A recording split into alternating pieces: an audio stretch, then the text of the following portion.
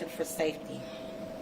But at the same time we are here, we heard the news that the mayor turned down an offer from the state of Illinois to provide tens of thousands of shield tests and PPE. Our officers are at the bargaining table. They're stuck at the bargaining table. They've been at the bargaining table. We've been fighting for resources for months.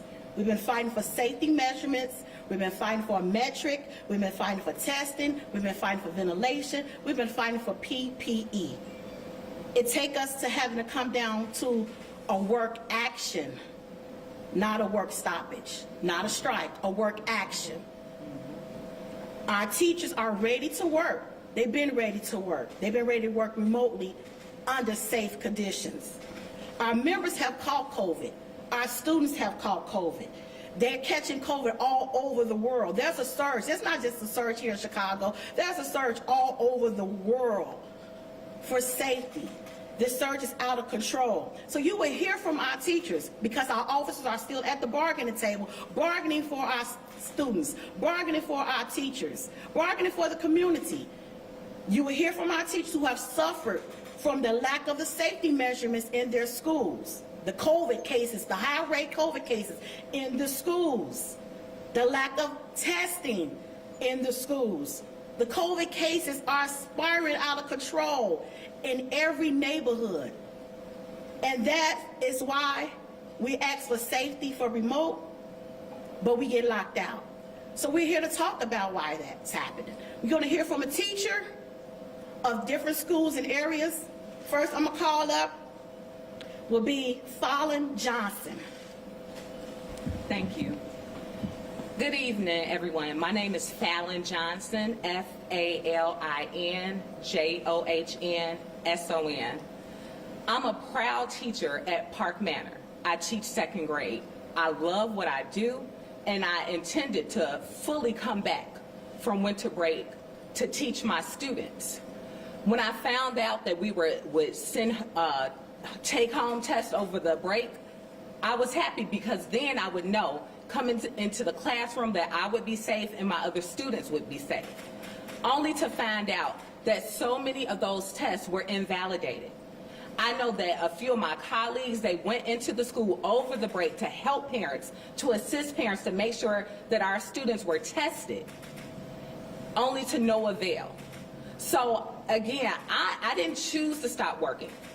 I've been trying to log in to teach remotely from home. I've been doing lesson plans. I've been sending my students work because I do care about them. I know that this is disruptive to their education. However, I want to make sure that they are safe. I want to make sure that I am safe. I want to make sure my daughters and my elderly grandparents are safe as well. So we're ready to go back to work.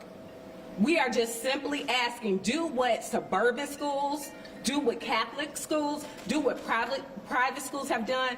They have tested, charter schools, they have tested those babies to make sure that they are healthy and ready, so that when they come into the building, we can love on them and we can continue to educate them. So I want to know, when can we get these babies tested? Because we're ready to go back in person when we are able to see that they do not have COVID and they are not risking the lives of their classmates or ourselves. Thank you. Thank you. Again, willing to go back under safe conditions, testing, the metrics. Like I said, State of Illinois offered Lori Lightfoot tens of thousands of safety measurements. We're just waiting on that to see if she's going to take that offer. Why she hasn't. We're going to hear from another teacher that's been affected at her school, Brianna Handwright Hall. She's going to come to you to talk about the surge in the COVID cases and the lack of testing, the lack of PPE, the lack of concerns in the community from the mayor. Good evening. My name is Brianna Hambright Hall, B-R-I-A-N-A, Hambright, H-A-M, B-R-I-G-H-T-Hall, H-A-L-L. Now, we've been working and speaking up for our union members and our colleagues and the students and the parents for the last 3 weeks. We are for Park Manor, this is our 5th day of work action. This is a problem. Parents, colleagues and students are ready to come back into the building. What we're asking is not too much. All we're saying is that we would like our students to test negative before entering in the building. A 2-week pause is not too much, considering that charter schools, neighborhood, suburban areas, Catholic schools are all doing it. We're not trying to jump through hoops with any other type of ideas. We just want what's best for the students. But my one question that I have that's really bothering me, I'm gonna say this. Riddle me this, Madam Mayor. If the state is giving you or offering you or asking you if you need supports with testing, clinics, vax clinics, PPE materials, asking you whatever, why are you not responding? It sounds like it's kind of personal to me. Who are you trying to hurt? Because at this point, it seems like you are really trying to hurt the students, but well, you're hurting us, but it's affecting the students. It's not right. And I pray that this weekend, that everyone can come to some type of agreement, so prayerfully we can be back in school Monday. Our kids are ready, we're eager and ready, we just want what's done the correct way. Thank you. Thank you, thank you. Yes, we are ready. Again, our officers are at the bargaining table, bargaining as we speak, ready to set an agreement on the safety measurements. You're going to hear from Don Kelly next. Good evening. My name is Dawn Kelly, DAWN-KELLY. I am a special education teacher at Carrie Jacobs Bond Elementary in Inglewood. I just want to start out by saying this is my second lockout. Last year I was a part of those teachers we were asked to return to the classroom, and I refused because I was concerned for my health. I had pre-existing conditions, and this is before a vaccine was available. Right before at the start of Christmas break, I tested positive for COVID. I am double vaccinated with a booster. I had to phone all of my colleagues and all of my parents and implore them to go and get tested and have their families tested. I suffered all of break, 102, 103 fever, body aches, sheer pain. We should not be exposed to this. We're asking for basic safety measures. I buy cleaning materials for my classroom. I glove up, I wipe down furniture. I have students with autism and special needs. They have difficulties keeping on masks. It's a sensory issue. I have primary babies. You don't turn away a baby that needs a hug and who needs attention. You hug them. So with that being said, there is no social distancing. We eat together, we laugh together, we dance together, we sing together, we learn together. And for the record, I hear that CEO Martinez says that we're really not working. We are working, okay? 100% of my staff, we meet every day at 9 a.m. over Zoom. We hold our prep periods. We've been planning. We've done wellness checks on our families, on our students. We're getting work to them in any way that we can. Okay, our parents have our phone numbers. My parents text me. I had parents texting me 1, 2 in the morning. Miss Kelly, are you okay? We are worried about you. We want to be safe. And so just like my colleagues and our parents have asked, and our union organizers and our union leadership across the city, across this country, we just want to be safe. And when are we going to get the things that we need to do that? We're asking for testing. We're asking for proper contact tracing. I did my own contact tracing. That's all we're asking for. We want to be safe. We want to work. I don't like sitting at the end of my dining room table over Zoom or over Google Meets. I want to be with my babies. So Friday before break, we celebrated, we ate pizza, we had parties.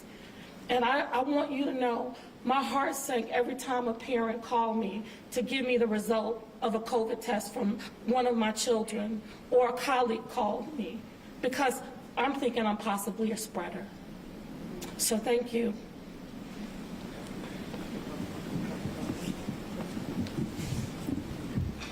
Thank you. Again, here, because there's been resources that's been offered, tens of thousands of resources that's been offered. Again, our officers are at the bargaining table. Any questions? Any questions? We've got time for a couple questions. Is anyone in a position to give us an update on how things are going today, what's been talked about, and any progress that's been made specifically? I don't think we have too much we can add really in terms of like details from the table. Can you tell me, from your individual schools, have your principals told people that there's not going to be class on Monday, or have they told people to just hold tight, or what are your parents hearing right now from your schools? Do you know? Well, we're hearing that, I'm sorry. Our principal, our admin sent out a robocall, basically saying they weren't sure yet, but that they would know something.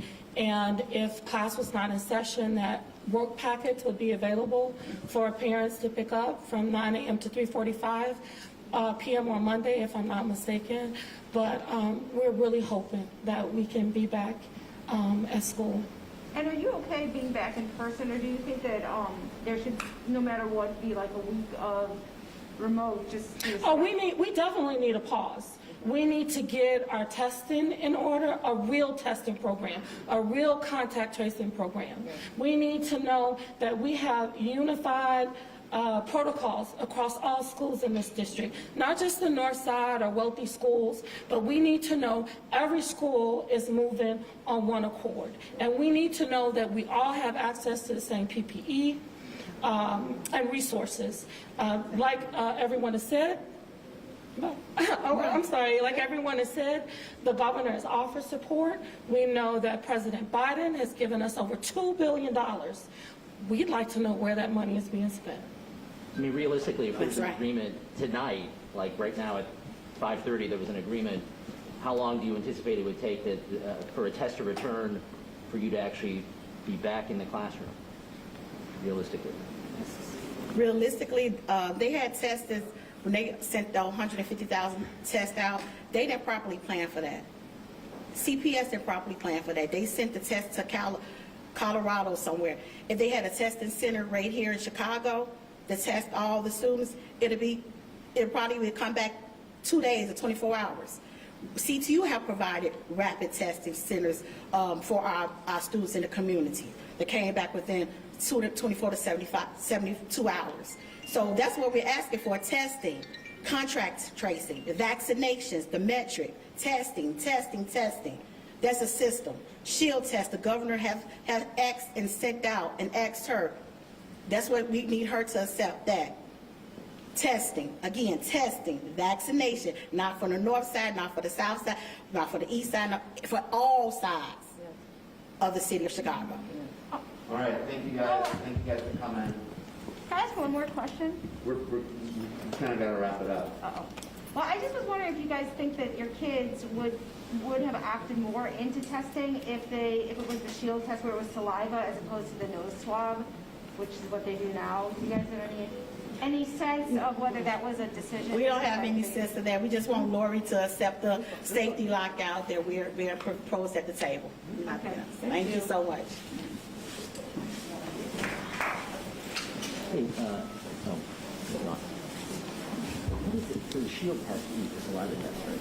It's a saliva test that they do at USC. Right, and it just I guess it turns it up like in 15 minutes or something. Yeah, so they rejected that because they want PCR. I spent all day trying to figure out why they rejected it.